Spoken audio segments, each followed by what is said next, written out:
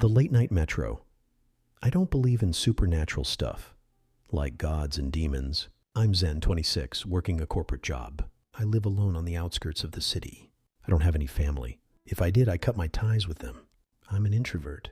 I don't like talking or hanging out with people and don't have any friends either. It's not that I hate my life. I just like to live it alone.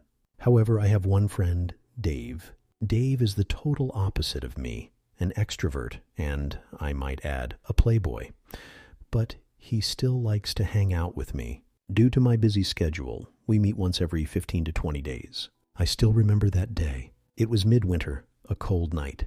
I got a call from Dave saying he had some great news, so we decided to meet after work at our usual place. We drank until late, and after a while we started driving with no particular destination in mind. As we were driving around a barren area, we stopped so I could take a leak, and then Dave dropped me off at the metro station and left.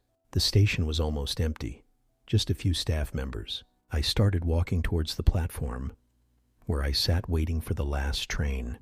I closed my eyes for a bit, and when I opened them, I saw a woman standing to my right. She was wearing a red dress with thick black hair, and she hadn't been there before. I didn't see her pass by. How the hell did she get there? I shrugged it off, thinking maybe I hadn't noticed her arriving. When the train came, I peeked inside and saw her getting on too. She was in the first compartment, while I was in the third last compartment. As I looked through the train, there was no one else in sight. I couldn't even see that girl anymore. Maybe she got off at the next station. I looked at my phone. The battery was almost dead. When I turned my gaze upward, there she was again.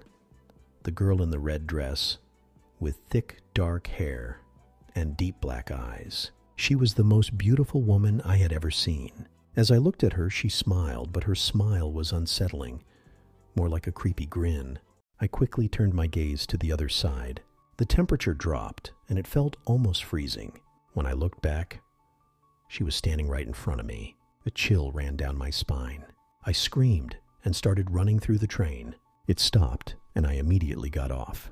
When I looked behind me, she was right there. Terrified, I ran toward the exit and spotted a security guard. In a scared tone, I told him everything. We returned to the platform where I had seen her, but there was no one there. The guard asked, "Sir, did you have something to drink tonight?" I replied that I had. He said, "Maybe you're just tired and hallucinating." But it wasn't a dream. I got home and sat on the couch, thinking about all of it. After taking a shower, I went to bed. In the middle of the night, I thought I heard someone calling my name.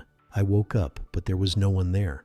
I was covered in sweat, and with a sigh of relief, I convinced myself it was just a dream. As I walked toward the kitchen, I glanced out the window under the streetlight. There she was, the same woman, standing and looking at me with that creepy smile. I immediately shut the curtains and went to bed, but I couldn't sleep. I heard whispers calling my name. I kept staring at the ceiling, scared. The next morning I went to work, still thinking about what happened the night before. I reassured myself that maybe it was just the alcohol. After a long day at work, I returned home in the late evening, tired from my lack of sleep. I picked up some dinner on my way home, then sat down on the couch.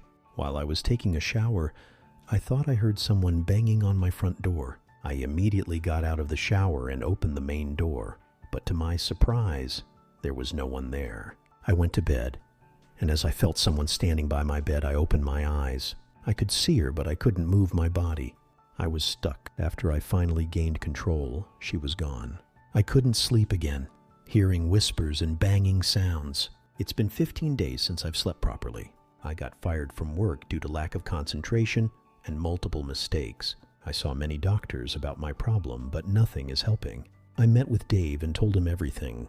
He started laughing, saying I had gone insane and making jokes. He said I should ask that girl out, but that gave me an idea to confront her that night. I took the late night metro, and the platform was empty. Just me waiting for her to show up. The last metro came, but she wasn't there. I got in. The train was empty as usual. Suddenly she appeared in front of me with that smile. I started cursing at her, saying, "What do you want from me? Who are you?" For a moment there was silence, and then she said, "Stay." After that, she started laughing abruptly. That was 3 years ago. I still see her, and I tell everyone here that she is there, but no one takes me seriously. Doctors here tell me I have bipolar disorder and that she is not real. Now I live in a government mental hospital. They forbid me from leaving, saying I am dangerous to society. It was her from the start.